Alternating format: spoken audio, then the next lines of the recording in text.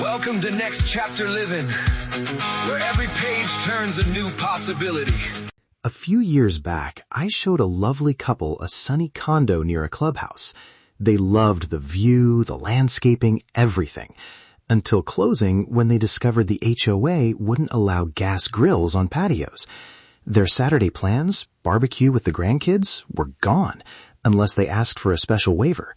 That one rule changed how they pictured home. If that sounds familiar, you're not alone. Today, I'm going to walk you through a practical 8-minute guide to decoding HOAs so surprises like that don't derail your next chapter. I want you to leave knowing 3 simple moves: how to spot hidden costs, which rules actually shape daily life, and what to check on the spot when you visit. Let's start with the basics. Plain language, no lawyer speak. An HOA runs shared parts of the property. Sometimes that's a single condo, sometimes an entire neighborhood with a pool and clubhouse. And here's the key. Who runs it matters. A volunteer board moves differently than a professional manager. Before you fall for a kitchen review, ask for 3 papers: the CC&Rs, which list the covenants and restrictions, the bylaws, which show how decisions are made, and the budget with the reserve study. Those documents tell you the real story. Trust them more than the brochure. Money is where the surprises live. Low dues look nice until a roof needs replacing and the bill lands on your closing table. Read the reserve study. If it's thin, plan for a special assessment. When you scan a budget, watch for oddly high legal fees, repeated contractor expenses, or sudden jumps in landscaping costs.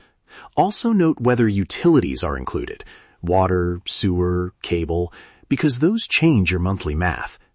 If something looks off, ask for the last 2 years of audited financials or recent board minutes. Now, the rules that shape daily life, parking, pets, exterior changes like screening a porch, short-term rentals, and even where you can hang holiday lights, these aren't abstract. These are the small, repeated decisions that either make a place feel like home or make it a hassle. For someone downsizing, parking rules matter. Can you keep 2 cars? Are guest spaces limited? For pet owners, size limits or breed lists can either welcome your dog or force you to keep looking. If you're looking at a 55-plus or active adult community, check rental policies and age enforcement closely. And remember, exterior changes, solar panels, screened porches, painting, often need board approval and can take time. Culture matters as much as the rules. 2 neighborhoods can have identical CC&Rs, but feel completely different. On a visit, watch how people interact at the clubhouse, see whether activities are full, and listen to how residents describe the board. I asked a woman at the clubhouse once, "Do people actually use these events?" She said, "Oh my, every bingo night is full."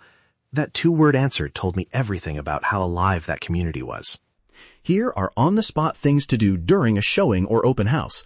Ask the listing agent who enforces the rules and whether management is on site. Request the last 6 months of HOA minutes. Talk to the clubhouse manager or staff about activity levels. And jot down any unusual restrictions handed to you during the tour. Quick neighbor check. Ask someone at the clubhouse, do folks actually use these events? Their answer tells you more than the brochure. Red flags, frequent board turnover, repeated special assessments, a string of lawsuits noted in the minutes, or obvious deferred maintenance, peeling paint, cracked sidewalks, pool areas that look neglected. Those signal either underfunding or poor management, and both affect your daily life and future resale value. What about negotiation? HOAs aren't always rigid.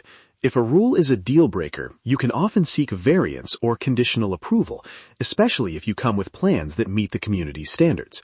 If the board seems reasonable, put any agreement in writing as part of your offer or request a board meeting before closing. Before we close, 3 rules I always push clients to follow. Always read the CC&Rs, bylaws, and the budget yourself. Don't rely on glossy materials. Translate rules into daily life.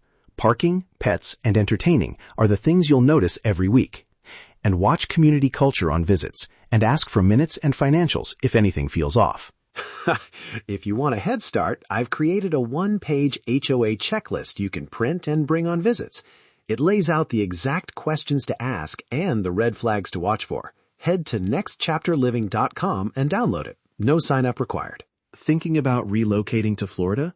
I'd love to share local insights, answer questions, and help you understand what life in Pasco County, Land O'Lakes, and Angeline is really like. Visit nextchapterliving.com to download the HOA checklist and reach out if you'd like a community walkthrough. I'm Matthew Troncone, broker associate with Mihara & Associates.